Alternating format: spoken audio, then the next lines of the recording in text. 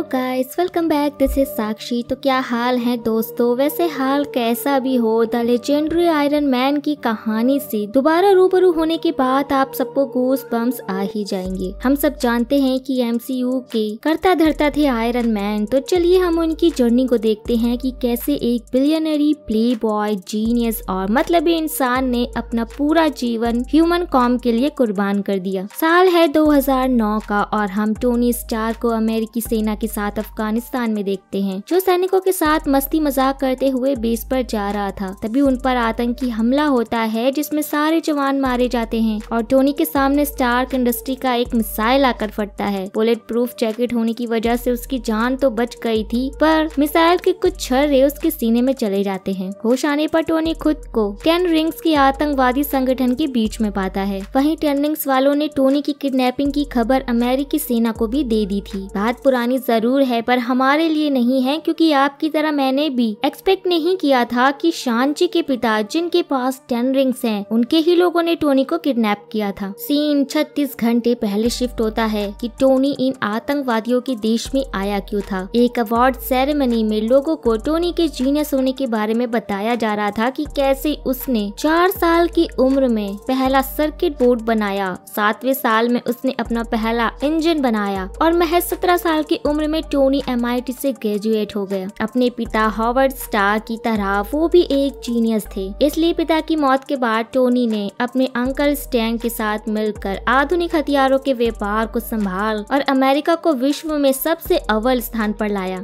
तो यहाँ पर लोग टोनी को अवार्ड देने के लिए आए थे, पर टोनी यहाँ था ही नहीं, इसलिए अवार्ड स्टैन को लेना पड़ता है। और टोनी का बेस्ट फ्रेंड उससे एक कसिनो में मिलता है जहाँ पर टोनी अपने पैसे लुटा रहा था। टोनी अवार्ड सेरेमनी में इसलिए नहीं गया था क्योंकि उसके घर में अवार्ड को रखने की जगह नहीं थी और वो अपना अवार्ड एक नाटक मंडली के सदस्य को देकर अपनी कार के पास आता है, जहाँ पर उसका बॉडीगार्ड हैप्पी उसे एक खूबसूरत न्यूज रिपोर्टर से मिलवाता है। रिपोर्टर का सीधा सवाल था कि स्टार्क इंडस्ट्री हथियार बनाती है और शांति की बात करती है। टोनी के हिसाब से अमन और शांति डर की वजह से है और डर उनके हथियारों की वजह से। इन्हीं हथियारों को बेचकर जो वो पैसे कमाता है, उनसे वो बहुत सारे गरीबों की मदद भी करता है। टोनी के चार्म और कूल एटीट्यूड को देखकर वो रिपोर्टर भी खुद को नहीं रोक पाती, इसलिए आगे का इंटरव्यू टोनी अपने बेड पर देता है। सुबह टोनी के असिस्टेंट पेपर पॉट्स उस रिपोर्टर को भगाने के बाद टोनी को याद दिलाती है कि उसे अफगानिस्तान बिजनेस मीटिंग से जाना है, जिसमें उसकी फ्लाइट ऑलरेडी 3 घंटे लेट है। टोनी जितना मस्तीखोर इंसान था, उससे ज्यादा वो वर्कहॉलिक भी था। देर से ही सही टोनी अपनी फ्लाइट में आ जाता है, जहाँ पर उसका फ्रेंड पहले से ही उसका इंतजार कर रहा था। दोनों मस्त प्राइवेट जेट में शराब पीते हैं और एयर होस्टेस को पोल डांसर बनाकर पार्टी करते हुए अफगानिस्तान के अमेरिकी बेस पर आते हैं, जहाँ पर टोनी कमांडर से मिलने के बाद उन सब के साथ मिसाइल टेस्टिंग एरिया में आता है। टोनी और उसके पिता का मानना था कि हथियार ऐसे हों जिसे सिर्फ एक बार चलाना पड़े, और इन्हीं शब्दों के साथ टोनी उन्हें अपनी नई मिसाइल सैरिको का नमूना भी पेश करता है। और क्या रोंगटे खड़े करने वाला सीन है यार। लगता है किसी ने दिवाली पर सारे पटाखे एक बार में ही छोड़ दिए। सैरिको मिसाइल का धमाका इतना तगड़ा था कि उसकी वेव्स की वजह से टोनी और सारे सोल्जर्स भी हिल जाते हैं। यहीं से वापस बेस जाते टाइम टोनी को 10 रिंग्स वालों ने किडनैप कर लिया था। जब टोनी को होश आता है तो वो खुद के सीने में एक इलेक्ट्रोमैग्नेट को पाता है और इलेक्ट्रोमैग्नेट को लगाया था यिंगसिन ने, क्योंकि जो छर्रे टोनी के सीने में गए थे वो धीरे धीरे उसकी दिल की ओर बढ़ रहे थे। अगर टोनी को जल्द ही कोई मेडिकल सुविधा नहीं मिलती तो उसकी मौत 21 दिनों के अंदर हो जाएगी। यहाँ से बाहर निकलने के लिए टोनी को 10 रिंग्स वालों के लिए जेरिको मिसाइल बनानी होगी, जिसके लिए टोनी उन्हें साफ मना कर देता है क्योंकि वो आतंकवादियों के लिए हथियार नहीं बनाना चाहता था। पहले तो 10 रिंग्स वाले टोनी को टॉर्चर करते हैं और फिर भी टोनी नहीं मानता तो वो उससे स्टार्क इंडस्ट्री के सारे हथियार दिखाते हैं। ये देखकर तो टोनी भी हैरान था कि उसके हथियार आतंकवादियों के पास कैसे हैं। हिंसन की बात मानकर टोनी जेरिको को बनाने के लिए हामी भर देता है, क्योंकि अगर उसे ये सब बदलना है तो पहले उसे जिंदा रहना होगा। टोनी उनसे जरूरत की चीजें मांग कर एक काम चलाऊ लैब बनाता है। ऐसा नहीं है कि अमेरिका का सबसे बड़ा बिजनेसमैन गायब हो गया और उससे अमेरिका वाले ढूंढ न रहे हों, पर 10 रिंग्स ऐसे इलाके में रहते थे कि वहाँ पर पहुँचना अमेरिका की बस की बात नहीं थी। इसी बीच हमें सिंह के बारे में पता चलता है कि वो अफगानिस्तान का ही एक गाँव का रहने वाला है और वो भी फिजिक्स का एक जीनियस है, इसलिए उसे 10 रिंग्स वालों ने किडनैप करके रखा है। हिंसन परिवार वाला था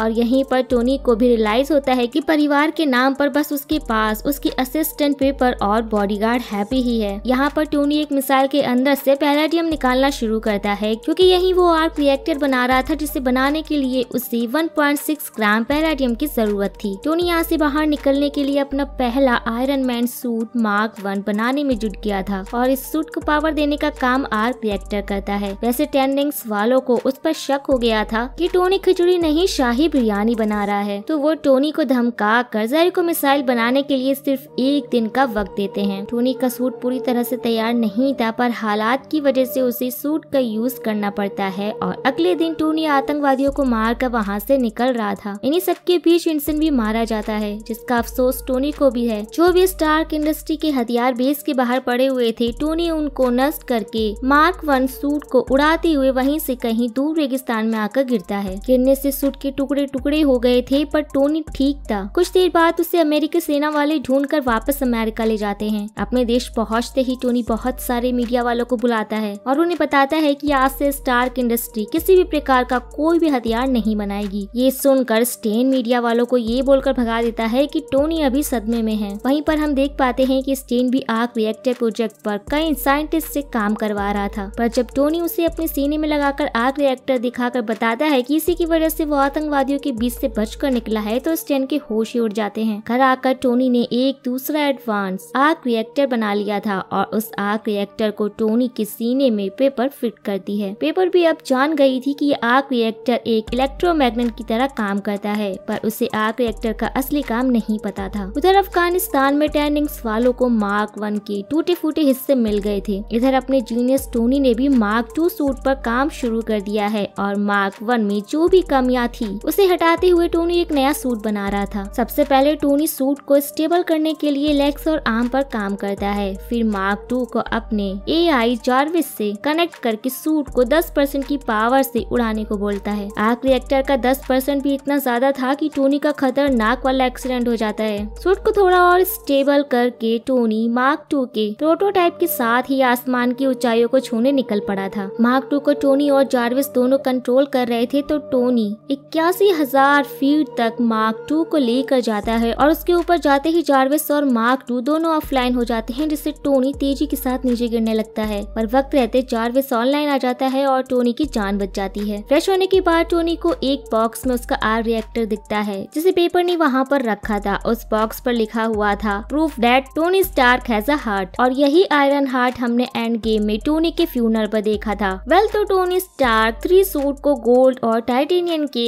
एलॉय से बनाता है ताकि मार्क 3 ज्यादा से ज्यादा हाइट पर उड़ सके। काम खत्म करने के बाद टोनी एक पार्टी में पेपर से मिलने जाता है क्योंकि येनसेन ने जो भी फैमिली वाली बात उससे की थी, टोनी उसे लेकर सीरियस हो गया था। अब पार्टी में टोनी सबसे पहले स्टेनली से मिलता है, फिर उनका सामना होता है फिल कॉल्सन से, जिस पर टोनी ध्यान नहीं देता क्योंकि उसका सारा ध्यान पेपर पे था। दोनों साथ में रोमांटिक डांस करते हैं और रोमांटिक माहौल था, पर नजदीक आने से पहले ही दोनों खुद को संभाल लेते हैं। वहीं पार्टी में टोनी को न्यूज रिपोर्टर से पता चलता है कि जेरिको मिसाइल भी उन 10 रिंग्स वालों के पास पहुंच गई है। टोनी को ये समझने में देर नहीं लगती कि स्टेन चाचा का ही इसमें हाथ है, और स्टेन चाचा भी टोनी को अच्छे से समझा देते हैं कि उसकी किडनैपिंग में भी उनका ही हाथ था। इतना सब कम नहीं था कि घर पर टोनी टीवी देख लेता है कि येनसेन के गांव में आतंकवादी आम लोगों को मार रहे थे, जिसके बाद हम पहली बार टोनी को आयरन मैन के सूट में सूट अप होते हुए देखते हैं, जो कि आज भी लेजेंडरी है। टोनी अफगानिस्तान जाकर सब आतंकवादियों की बैंड बजाता है और एक छोटे से मिसाइल बहुत बड़े टैंक को उड़ा देता है। #Size doesn't matter. टोनी ने आतंकवादियों के सारे बेस उड़ा दिए थे, जिसकी खबर अमेरिकी सेना और रॉड्स को भी लग जाती है। तो अब टोनी के पीछे 2 अमेरिकी लड़ाकू विमान लग जाते हैं। टोनी कॉल करके रॉड्स को बता देता है कि उस सूट में वो खुद है, तो अमेरिका वाले पीछे हट जाते हैं, जिसमें एक विमान का एक्सीडेंट हो जाता है, पर आयरन मैन उस विमान के पायलट को बचा लेता है। अगले दिन रॉड मीडिया में बता देता है कि अमेरिका ने उन आतंकवादियों पर हमला नहीं किया था। इन्हीं सबके बीच में स्टैन 10 रिंग्स के कमांडर से मिल मार्क 1 सूट को देखता है और सबको मार देता है क्योंकि 10 रिंग्स वाले स्टैन को धमकी दे रहे थे। उधर टोनी के कहने पर पेपर स्टैन के कंप्यूटर से वो सारे सबूत चुरा लेती है जो ये प्रूफ करती थी कि स्टैन चाचा का सीधा कनेक्शन 10 रिंग से था। जब तक स्टैन ये सब कुछ समझता तब तक पेपर फिल कॉल्सन के साथ निकल जाती है। वहीं जब स्टैन को पता चलता है कि आर्क रिएक्टर बनाना उसके साइंटिस्ट के बस की बात नहीं है, तो वो टोनी के पास जाकर उसे अपने सोनिक रेजर से पैरालाइज करके उसका आर्क रिएक्टर निकाल लेता है। टोनी टोनी भी किसी तरह रेंगते हुए मार्क 1 वाले आर्क रिएक्टर के पास जाकर उसे पहन लेता है। उधर पेपर फिल के साथियों के साथ स्टेन को पकड़ने गई थी, पर स्टेन ने आर्क रिएक्टर से आयरन मॉन्गर को एक्टिव कर दिया था। इधर रोड्स भी टोनी के पास आ गया था और फिर रोड्स को आयरन मैन का सूटअप देखने का सौभाग्य प्राप्त होता है। रोड्स का मन भी होता है कि मार्क 2 को पहन ले, पर वो अपने बेस की ओर निकल पड़ता है ताकि अमेरिका वाले वापस से टोनी पर हमला ना कर दे। वहीं पर टोनी के पास सूट तो मार्क 3 का है, पर उसका आर्क रिएक्टर मार्क 1 वाला था, इसलिए वो आर्क रिएक्टर सूट को ज्यादा पावर सप्लाई नहीं कर पाता। वैसे टोनी है जीनियस, पर वो कभी भी पूरी तैयारी के साथ अपने दुश्मनों से नहीं लड़ा, इसलिए कई बार उस पर उसके दुश्मन भी भारी पड़ते हैं। आयरन मॉन्गर अब पेपर की जान लेने ही वाला था कि वहाँ पर टोनी आ जाता है और दोनों में फाइट शुरू होती है। आयरन मॉन्गर भारी भरकम हथियारों के साथ भरा हुआ था, तो वो आसपास जगहों को तोड़कर आम लोगों को नुकसान पहुंचाकर टोनी की खूब पिटाई कर रहा था। इसलिए टोनी अपना जीनियस दिमाग यूज करता है और अपने पीछे आयरन मॉन्गर को 81,000 फीट ऊपर आसमान में ले जाता है। वहाँ पहुँचते ही आयरन मॉन्गर के सूट पर बर्फ जम गई थी, जिससे वो नीचे गिरने लगता है। जैसे कि हम सब जानते हैं कि Tony always learn from his mistakes, तो टोनी के सूट को उतनी ऊंचाई पर कुछ नहीं होता, पर टोनी के सूट की भी पावर खत्म होती है और वो जैसे तैसे खुद को संभालते हुए स्टेन के लैब की छत पर आकर गिरता है। अमेरिकी सेना को भी इन दोनों की फाइट के बारे में पता चल गया था,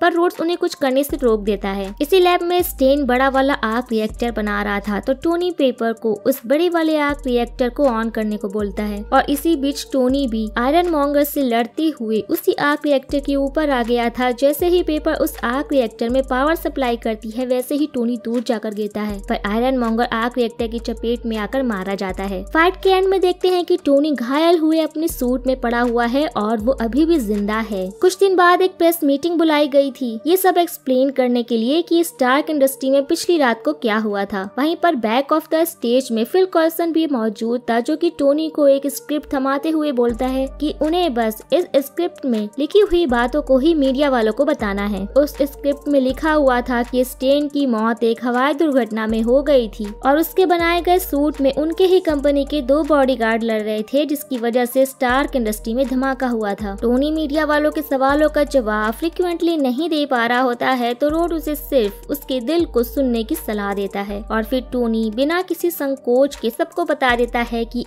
I am Iron Man. इस आइकॉनिक और कभी न भूलने वाले सीन के साथ आयरन मैन 1 की कहानी यहीं पर खत्म होती है। लास्ट के अनक्रेडिट सीन में हम शील्ड के फाउंडर निक फ्यूरी को टोनी स्टार्क के पास देखते हैं, जो कि उसे एवेंजर का हिस्सा बनाना चाहते थे। उम्मीद है आयरन मैन की कहानी को दोबारा याद करके आपको भी मेरे जितना ही अच्छा महसूस हो रहा होगा। तो इस सीरीज के आगे के पार्ट्स आप देखना चाहते हैं या नहीं, ये हमें कमेंट्स करके जरूर बताइएगा और वीडियो को लाइक और शेयर करना मत भूलिएगा। सो अब मिलते हैं हम नेक्स्ट वीडियो में, तब तक के लिए take care and tata bye bye.